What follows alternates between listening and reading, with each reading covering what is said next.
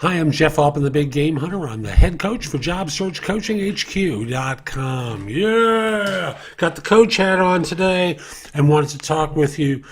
Someone sent me a great question. And it translates into, I've been working in my field for a lot of years and I don't have a college degree. And there's some firms that shoot me down because I don't have a college degree. What do I do? How do I find a job without a degree? I love this question because I'm going to invite you to look at this from two perspectives. One is external, one is internal. The internal one is the place I want to start. And the internal one basically says, you've gotten the message that because you don't have a degree, you're less valuable than people with a degree. If you've got 10, 15 years of experience and you don't have a degree, and they're not willing to consider you, they're morons. Okay? But, that's the external answer, by the way. They're morons, and I'll give you a tactic for responding to them. But the internal side is, after a while, when the drumbeat is so regular and it feels so forceful, you tend to believe it. And I'm wondering if there's something that may have happened earlier in your life that gave you the message that you were less valuable than others that needs to be addressed. That's a coaching question that I can't do in a video because I need you in front of me to work with. So I'll just simply say that that's one issue that needs to be spoken to. And that is the belief that you have less value than the person with the degree. Now, for the morons, and I don't want you people with a degree to think that you have it any easier than this person, because there's always the master's degree. There's always the people with the PhDs who have more education than you. Someone's taken a class in this and they have a certification in that. There's always something, some hoop to jump through that even you as someone with a college degree are competing with, just as this individual who doesn't have a college degree feels that you're the barrier to his entry. So for all of you, I want to remind you that belief and attitude is an enormous variable. And some firms are going to say no. After all, if you have a bachelor's degree and they want a master's in a quantitative discipline and you have a bachelor's in social work, they're not going to talk to you. That's a reality to it. And there's no amount of magical words, and that's my hypnosis thing. There's no hypnosis that we can do. Sorry, this is my earbuds from my phone. There's no hypnosis that we can do that's going to persuade those people.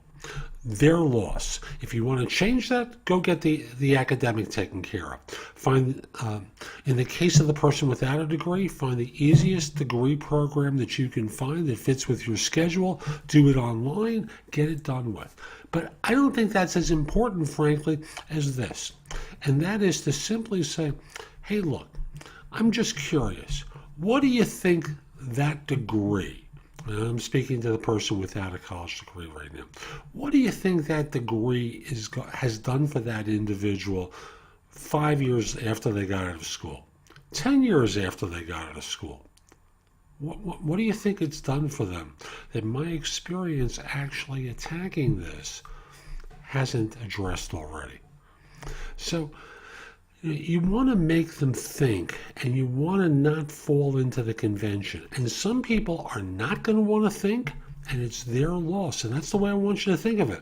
Do you really want to work for stupid people who can't see out of the box that they're conditioned to operate in? Or do you want to start working with people who are insightful, smart, intelligent, capable? There are people who have great training and they're getting it online and never setting foot at a university campus. They're taking courses at MIT, they're taking courses through Harvard, a whole host of places, but they don't have a degree. They live in various places around the world. Why are you saying that they're less than? I don't think so. So, step number one is dealing with your own stuff around the belief that you're less valuable than the person with the degree or the more advanced degree or who's taking the specialized program. The second thing is, in submitting a resume where they're indicating a degree is a requirement, I saw that there was a degree requirement listed for the position, but let me ask you a question. I've been doing this for 5 years, 15 years, 20 years, however amount of time it is. I left school at a stage early in life, for economic reasons. Stuff happens. And I've worked very hard in a very dedicated way for employers who will provide great references and attest to my significance in their organization. What do you think that degree that I could have gotten 15 years ago would deliver for me today? Seriously, what do you think that would accomplish today? And you put that in the email to them. And they may come back with a bureaucratic answer, because that's HR. They tend to think of bureaucratic ways of doing things. Go to the hiring manager, find out who they are, apply directly to them, and avoid the front door. That's why I always say never apply for a job through an applicant tracking system. Take leadership, take ownership, take command. Now, again, before someone misinterprets this, if I see these resumes all the time, I'm looking to recruit to fill a position for a financial analyst, and you're a store manager at a retail chain, and you're just not qualified. I'm not talking about that situation. I'm talking about the specific of the degree scenario. Hope you found this helpful, and hope you have a great day.